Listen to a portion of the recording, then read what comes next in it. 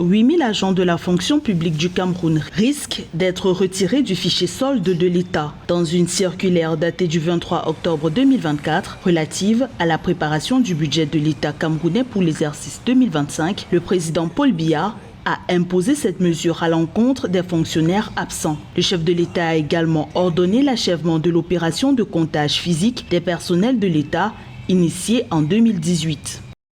Le président de la République crée et organise les services publics de l'État.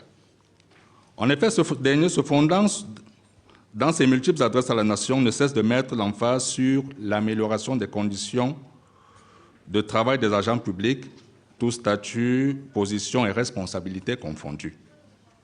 Ce souci permanent témoigne de la volonté politique de faire de l'administration publique camerounaise une administration exemplaire, où le capital humain reste la matière première fondamentale pour justifier de la compétitivité et de la performance dans un univers administratif mondial en pleine mutation. Ainsi, la création des services publics dans divers domaines appelle l'emploi des ressources humaines en quantité et en qualité.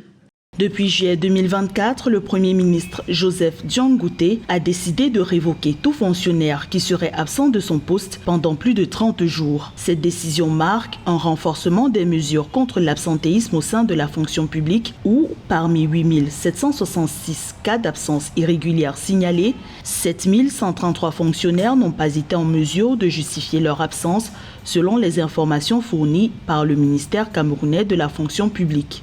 La finalité recherchée étant de rattacher chaque agent public à un poste de travail. Chaque agent public en activité se sent davantage responsable et est tenu pour responsable.